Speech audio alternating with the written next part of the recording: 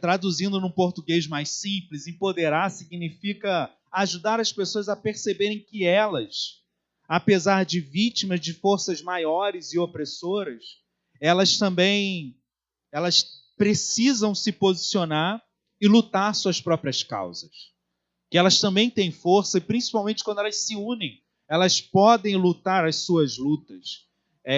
Eu estava lembrando de um texto, também em 1 João capítulo 17, logo no início, que diz o seguinte: toda injustiça é pecado. Toda injustiça é pecado. Sempre quando a gente se deparar com uma situação injusta, o pecado se revela. Sempre quando a gente luta pela justiça, a gente vai lutar contra o pecado. Só que a gente, como Igreja de Cristo, e essa é a nossa caminhada nesses dias, não desvalorizando as lutas sociais e políticas que têm o seu espaço, o seu local, mas entendendo que nós, como Igreja do Senhor, temos uma luta mais profunda. A gente tem questões mais sérias e mais essenciais, mas especialmente sendo confrontado que nós precisamos ser o principal exemplo de justiça, de vida, de uma caminhada correta. Para nós cristãos, quando a gente fala sobre empoderamento, sobre uma transformação, talvez o que tenha de central para a gente seja a percepção correta da vida. A gente entender o nosso lugar no mundo, sabendo que você e eu, como filhos de Deus, não precisamos mais ser oprimidos pelo pecado. Não precisamos mais andar mendigando ou sendo diminuídos pelas circunstâncias da vida. Não por causa do que somos, nem pelo que fazemos, mas porque Deus nos fez seus filhos. Temos diante da vida toda uma outra atitude. E aí podemos olhar olho no olho e encarar as situações. Interessante eu lembrei logo de João, capítulo 1, no verso 10, que diz que o Verbo veio ao mundo e se fez carne e habitou entre nós. E ele fala que ele veio para o que era seu, e os seus não receberam, mas todos quantos o receberam, deu-lhes o poder de serem feitos filhos de Deus, a saber, aos que creem no seu nome, os quais não nasceram do sangue, nem da vontade da carne, nem da vontade do homem, mas da vontade de Deus. Por que somos filhos de Deus? Porque a nossa vontade nos levou a isso? Não. Porque as pessoas nos transformaram nisso? Não. Mas por causa da graça de Deus. Por causa da vontade de Deus, a sua misericórdia e a sua graça nos alcançou. E eu quero te convidar a caminhar nessa linha, entendendo que Deus nos fez seus filhos. O texto que a gente vai ler hoje é 1 João capítulo 3, lá no final da Bíblia. Não é o Evangelho de João, mas a carta de João. Se você ainda não achou, é só você abrir o final da sua Bíblia, Apocalipse, e ir voltando. 1 João capítulo 3 diz o seguinte, até o verso 6. Vede que grande amor nos tem concedido o Pai, a ponto de sermos chamados filhos de Deus. E de fato somos filhos de Deus. Por essa razão o mundo não nos conhece, portanto não conheceu a Ele mesmo. Amados, agora somos filhos de Deus e ainda não se manifestou o que haveremos de ser. Sabemos que quando Ele se manifestar, seremos semelhantes a Ele, porque haveremos de vê-lo como Ele é. E assim mesmo se purifica todo aquele que nele tem essa esperança, assim como Ele é puro. Todo aquele que pratica o pecado também transgride a lei, porque o pecado é a transgressão da lei.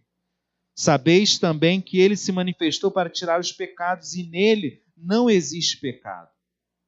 Todo aquele que permanece nele não vive pecando. Todo aquele que vive pecando não o viu nem o conheceu. Vamos caminhar um pouquinho nesse texto, só para a gente entender essa questão de ser filho de Deus. Só para você ter uma ideia, quando João escreve essa carta, ele escreve a uma igreja que estava confusa. Uma igreja que, como a gente já falou na semana passada em Colossenses, era o grande mal que a igreja desse tempo enfrentava, que era o gnosticismo. E dentro do gnosticismo você tem um monte de correntes. Eu estava pensando um pouco sobre, mais ou menos como você falar hoje de espiritismo. Você tem 1000 linhas que apontam para 1000 direções.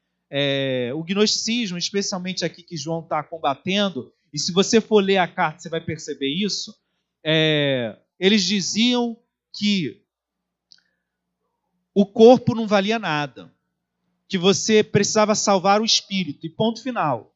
E que o espírito se salvava através do conhecimento. Pouco importava como você vivia no seu dia a dia. Se você amava os seus irmãos ou não, se você era um exemplo de fé ou não, mas se você era um iniciado, se você conhecia certas teologias, se você conhecia algumas informações sobre Deus, beleza. Você está salvo, você pode caminhar em linha reta. Deus te salvou, passaporte carimbado, agora faça o que quiser, porque a carne vai se queimar mesmo, como você viver não importa. E João escreve, e é diferenciado a maneira como João escreve, porque a gente vê ele falando, meus filhinhos. Ele não está escrevendo para qualquer um, ele está escrevendo para pessoas que ele ama, que ele sente a preocupação de estar se afastando do caminho de Deus, de errar a direção, de não acertar na caminhada. E ele, com toda a preocupação, escreve à igreja, e no capítulo 3 que a gente leu, ele chama a igreja para perceber, vede, que grande amor nos tem concedido o Pai, a ponto de sermos chamados filhos de Deus. A gente está cansado de ouvir isso, né? A gente é filho de Deus. Como a gente leu lá em João, nem todo mundo é filho de Deus. Ser filho de Deus significa acreditar no sacrifício de Cristo. Acreditar que Jesus veio ao mundo em carne como Deus, morreu na cruz para que os meus pecados fossem perdoados. A gente já elimina muitas pessoas quando pensa nisso. Mas até quando a gente fala da igreja, você pensa assim, você é filho de Deus? Você vai falar, eu estou na igreja, eu conheço Deus. Mas o que de fato isso significa? Quando alguém fala assim, aquele ali é meu pai. Aquela pessoa ali é meu pai. E você fala assim, logo vi. Aquela pessoa é seu pai? Você é a cara dele. Caramba, você tem o mesmo jeito, você fala como ele. Você tem a teimosia que ele tem. A gente vê uma conexão, não vê? A ideia de ser pai é muito mais do que carregar um sobrenome. É carregar uma herança. E eu não sei o quanto isso significa para você, mas eu fiquei pensando um pouco sobre essa questão. Caramba, Deus comprou a briga e falou assim, eu sou pai dessa galera. Filho feio, ninguém quer ser pai, né? Filho bonito, todo mundo é... Não, meu filho aqui, aí mostra, tira foto, bota no Face. Mas filho feio, pessoal, deixa quieto. Brincadeira, né, gente? Mas o ditado fala isso. Eu sou um filho feio. Você é um filho feio. Um filho que peca, que muitas vezes envergonha o nome do seu pai, que quando as pessoas falam assim, que você é filho dele? Nem parece. Caraca, jamais ia descobrir. Você é filho de Deus?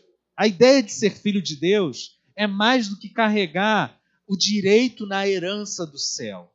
É dizer, olha, eu assumo um compromisso de fazer parte dessa família, de copiar aquilo que o meu pai é, de ser uma imagem para as pessoas que não o conhecem, ou para as pessoas que já o viram, olharem para mim e reconhecerem impresso em mim o caráter dele, a santidade dele, a vida dele. E aí você ouve João falando assim, vede que grande amor nos tem concedido o Pai. De olhar para mim, para você e falar, cara, eu vou ser seu pai, eu vou assumir isso. E eu vou te conduzir num processo de transformação, ao ponto de ele falar assim, olha, de fato somos filhos de Deus, por essa razão o mundo não nos conhece, porquanto não conheceu ele mesmo. É um versículo que faz a gente pensar muito. Por que é tão estranho para o mundo a gente assumir a posição de cristãos? Porque o mundo não conhece Deus. As pessoas que não conhecem Deus, você falar sobre ter caráter, ser honesto, manter a pureza no casamento, na vida, manter a integridade, dizer não ao pecado, tudo isso é balela, é ser trouxa, é perder coisas. O mundo não consegue entender porque não o conheceu. E às vezes a gente age talvez até de maneira inocente, querendo que o mundo nos reconheça. Reconheça a nossa paternidade, a nossa filiação. Eles não conhecem Deus, e se não conhecem Deus, eles vão tratar a gente como quem nunca viu nosso Pai. E nós somos responsáveis por firmar o pé e estabelecer padrões que eles nunca viram na vida deles. Vai ser estranho, difícil.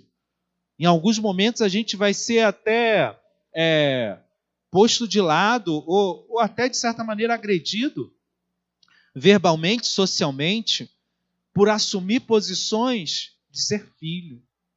Mas Deus foi aquele que deu o primeiro passo e falou: olha, eu vou assumir essa história. Esse amor extraordinário levou a Deus a olhar para mim e falar: eu vou ser filho. Esse pecador, essa pessoa que não merece, que é indigna, eu vou colocar o meu nome. Eu vou caminhar do lado dela. Eu vou andar pela rua abraçado com essa pessoa, para que o mundo inteiro saiba quem ele é. E o que o define é ser meu filho. Os versículos seguintes só dão uma ideia para a gente como é que é essa caminhada. Verso 2 e 3 diz assim: amados, agora somos filhos de Deus e ainda não se manifestou o que haveremos de ser. Olha, a gente ainda não chegou no final da linha. A gente não sabe a transformação que Deus vai fazer na minha vida. Isso ainda não está claro, mas está claro que eu sou filho dele. Está claro que essa transformação está acontecendo. Está claro que ele está conversando comigo. Está claro que ele está se empenhando em me fazer alguém diferente. Eu ainda não sei o quanto eu vou conseguir caminhar com ele. E cada um vai no seu ritmo, mais rápido, mais devagar. Mas o que existe de comum é que Deus está na jogada. Deus se comprometeu com essa transformação. E diz que sabemos que quando ele se manifestar, aí sim seremos semelhantes a ele. Porque haveremos de vê-lo como ele é. E assim mesmo se purifica todo aquele que tem esta esperança, assim como ele é puro. E aí você vai percebendo, peraí, Deus comprou a briga? É o que a gente pode chamar de dívida de gratidão. Se Deus fez tanto por mim, como é que eu posso ficar aqui parado, agindo de qualquer jeito? Como eu posso me esbaldar com o pecado como se isso não tivesse consequência nenhuma na minha caminhada com Deus, no meu processo de ser cada vez mais filho dele? A gente pensa um pouco nessa jogada, nesse exemplo de família. Você pode ser só filho pelo nome, mas há uma responsabilidade mútua, não só do pai, mas também do filho, de criar esse vínculo, de buscar relacionamento, de se interessar um pelo outro, de aceitar o outro como ele é, de viver o tempo presente. É isso que João está falando, filhinhos.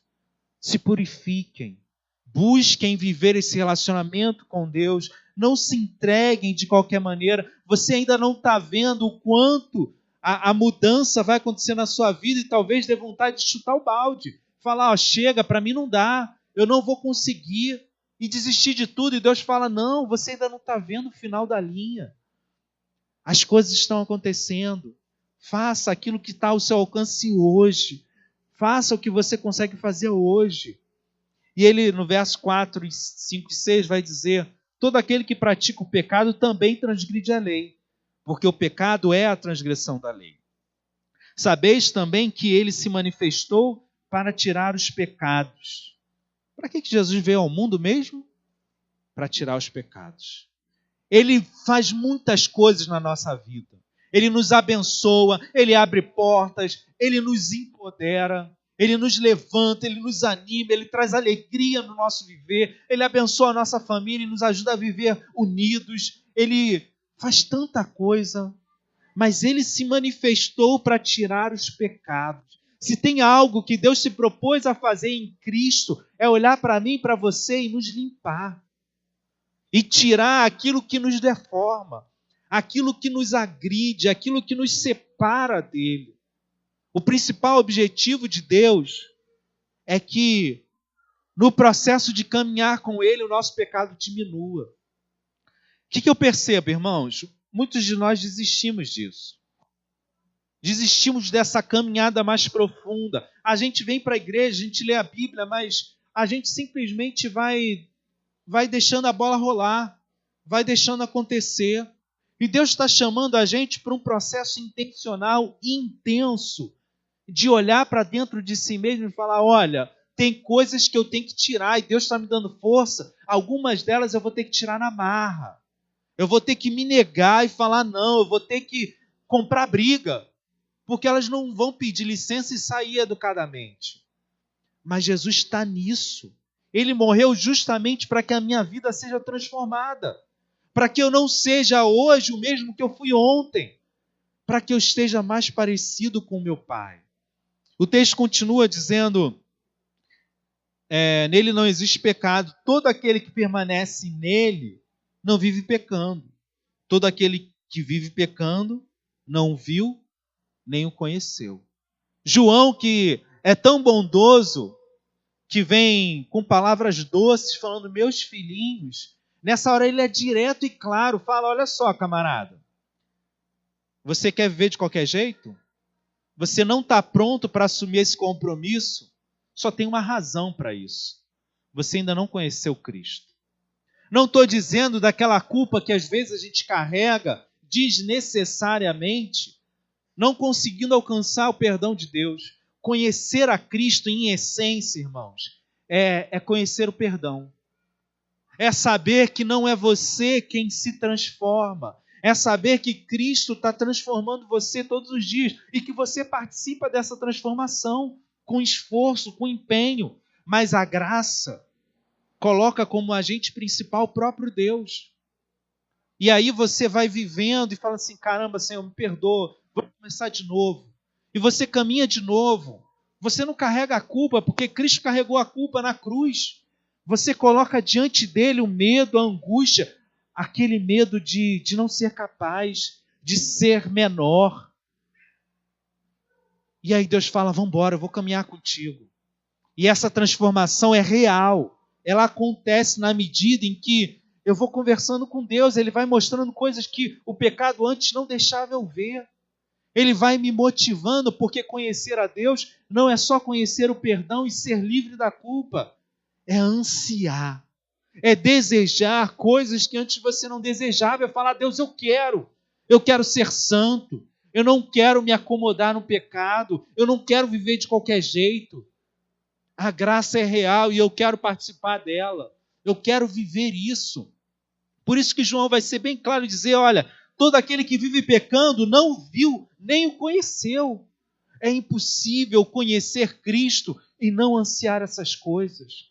É impossível conhecer a Jesus e deixar a vida acontecer e viver de qualquer jeito.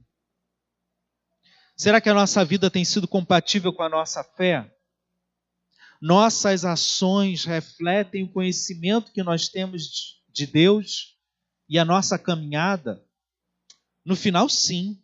Mesmo que a gente não queira admitir, a nossa vida de santidade reflete quanto eu conheço Deus. E se de fato eu estou caminhando com Ele.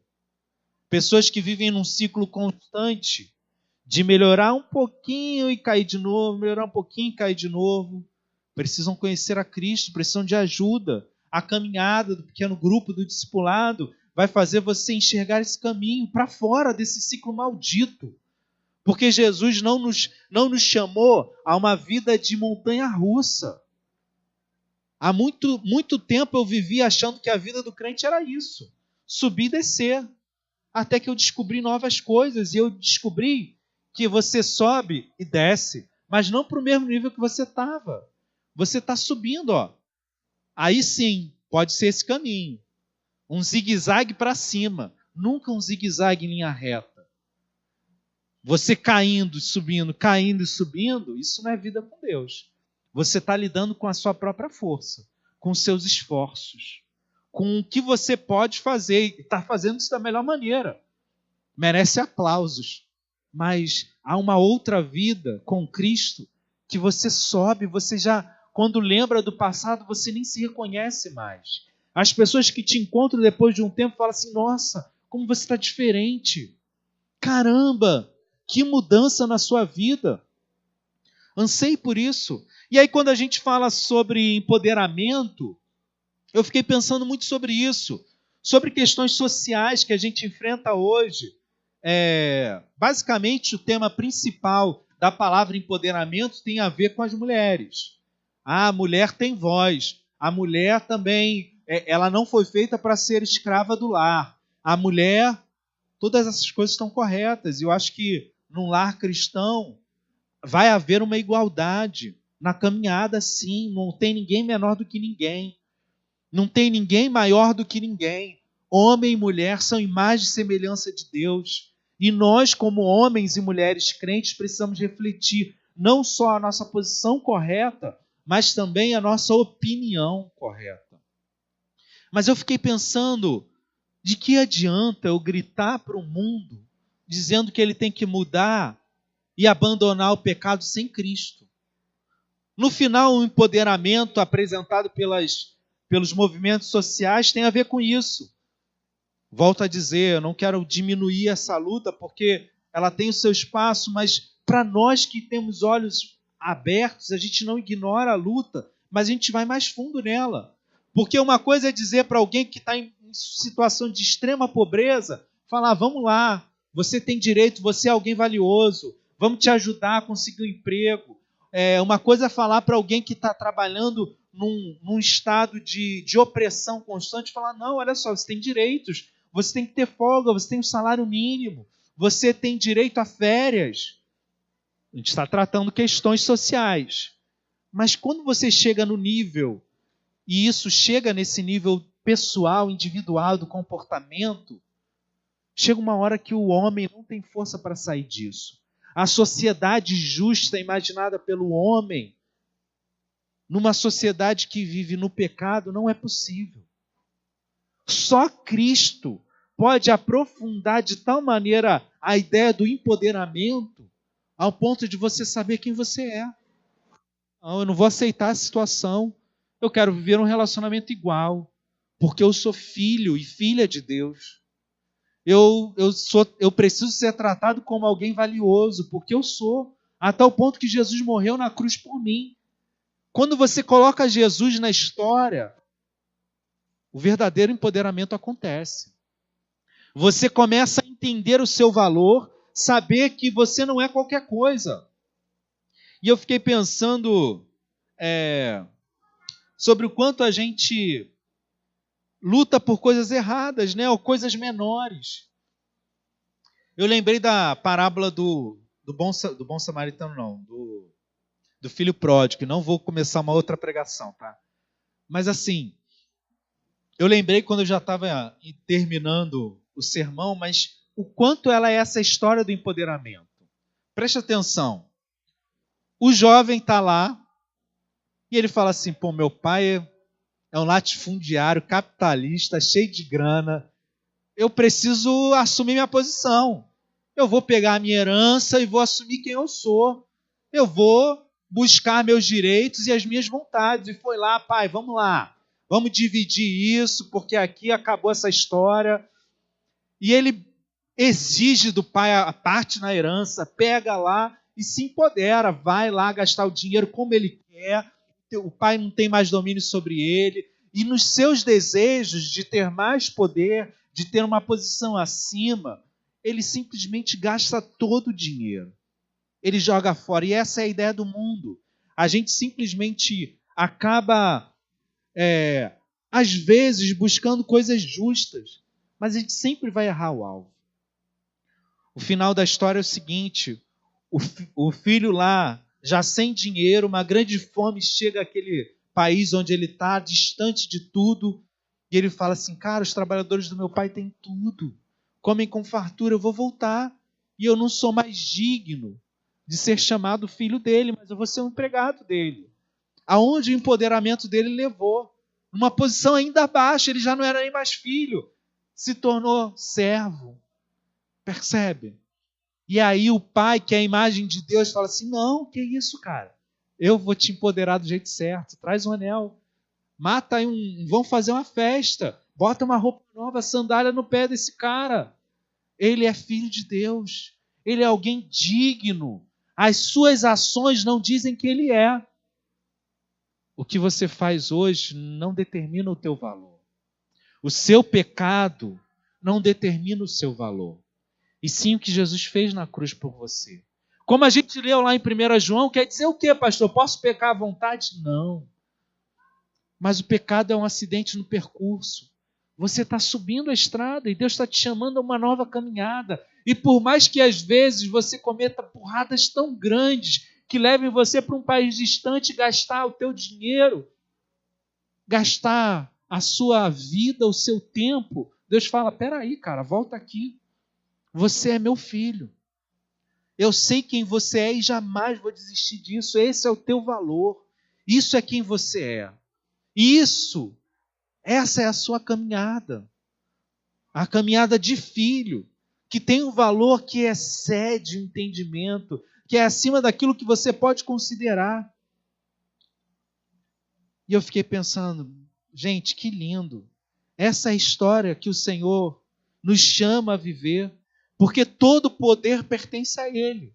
E é Ele quem pode nos dar o poder verdadeiro. Jesus fala, todo poder me foi dado nos céus e na terra. E eu chamo vocês a viverem esse poder. Vá por todo mundo, pregue o evangelho, diga ao mundo. E a gente pensa assim, tá bom, eu tenho que ir para o mundo pregar uma nova religião. Eu tenho que sair por aí trazendo as pessoas para a igreja. Não é isso que Jesus está falando. Ele está dizendo, olha, vocês agora são filhos, espalhem a boa notícia. Espalhem a boa notícia, porque o poder que eu tenho, eu dei a vocês. Falem para as pessoas que elas podem ter poder também. Um poder que cura, um poder que perdoa, um poder que escreve novas histórias. Não adianta eu gritar com um cara, com uma pessoa, dizendo que ele tem que mudar de atitude, porque o pecado vai sobrepujar ele, vai fazer ele escravo da vontade má. Mas quando eu falo, olha, o Evangelho liberta, há um poder sobrenatural que muda quem você é. Essa verdade precisa me confrontar. Precisa me fazer ansiar novos lugares, novos caminhos em Deus. Eu quero encerrar com duas coisas. Entenda a conexão disso tudo. Existe um poder, sim, que Deus está delegando a nós que somos filhos que se desviaram pelo caminho. Nós somos o filho pródigo. Jesus chama a gente para perto e fala, olha só, vamos lá, eu vou te dar poder. Mas não poder que você quer, não poder que embriaga, não poder que te cega, mas o poder que te cura, que muda, que te transforma e que leva vocês a outros. E aí o desafio que eu te dou, irmãos, é que todos os dias você acorde lembrando disso. Deus vai colocar pessoas para serem empoderadas por você. Pessoas que estão vivendo uma meia vida, uma vida de miséria, uma vida de tristeza, de culpa. Mas você tem a solução, você tem a vida para essas pessoas. Acorda todos os dias e fala, Senhor, eu tenho vergonha, eu tenho medo, eu não sei falar, mas eu sei o que aconteceu comigo. Me ajuda a dizer para outras pessoas isso. Esse é o desafio. Todos os dias você vai acordar, abrir os olhos e falar, Senhor, é hoje. Quem que o Senhor vai colocar na minha vida e vai me dar a oportunidade sobrenatural de eu testemunhar? E aí eu quero só encerrar, antes da gente orar, dando um aviso, né?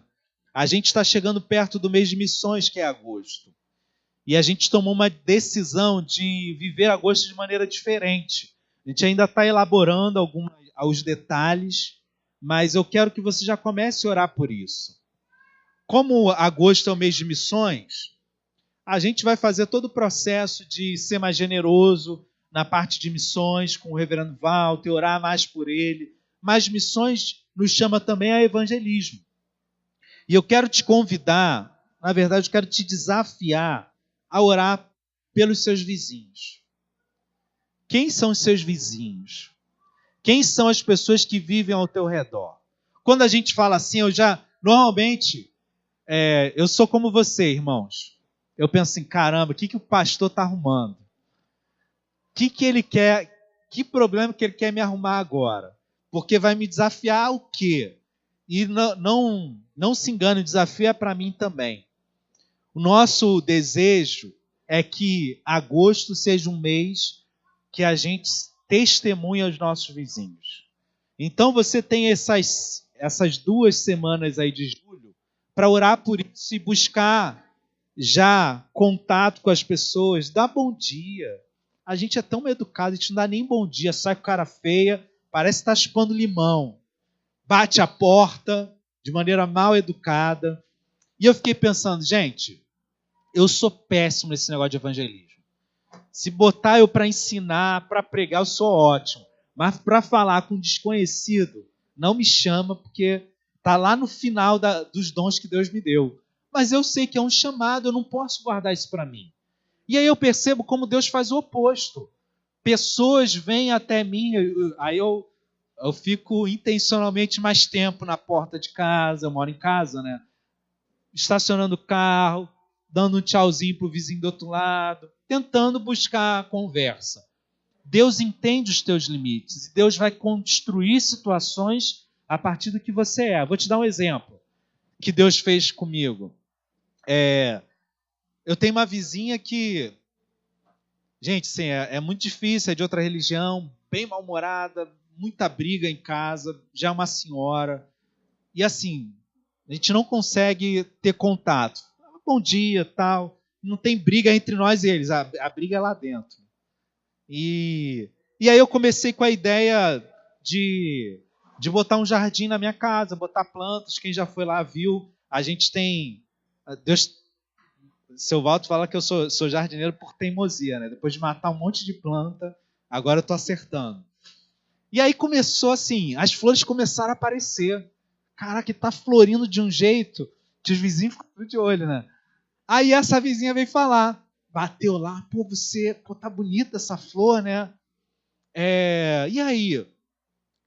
Poxa, não tem me dá um galho aí para eu plantar. Eu falei, eu sou ruim, mas já sei que não vai nascer nada. Eu falei, eu vou te dar, mas não vai nascer.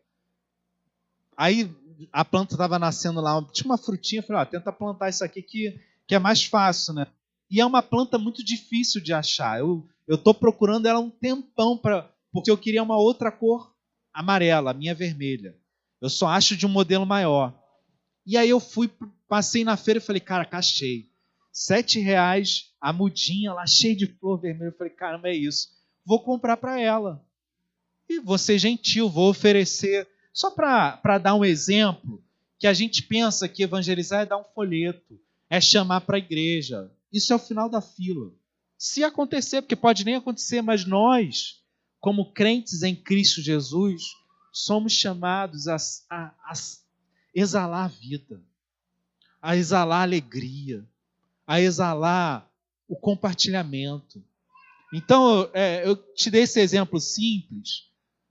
Eu podia terminar, olha, então ela se arrependeu dos seus pecados, aceitou Jesus.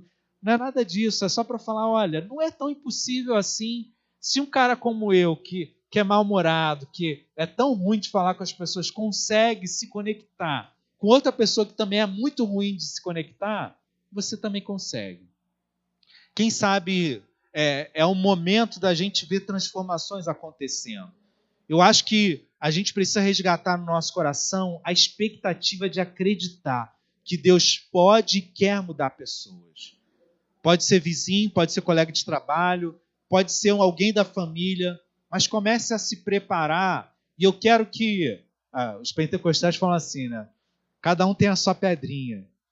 Traga alguém que não conhece a Cristo. Leve essa pessoa a Cristo. Anseie por isso. É muito pouco eu simplesmente saber que Deus deu todo o poder para para eu guardar isso. Entenda que é um processo longo. Pode ser aquele vizinho que bata na sua porta e fala assim, cara, eu preciso conhecer Jesus, me ajuda, o que eu tenho que fazer? Aí assim, Deus deu de bandeja, né? Mas normalmente não é isso, é um processo. Vai acontecendo. A pessoa vai querendo ter a sua vida, é isso. Fala assim, pô, eu queria ter uma família igual desse cara. Pô, eu queria ter meus filhos. Pô, o que você faz? O que você faz para ser diferente? Aí você pode falar, ok?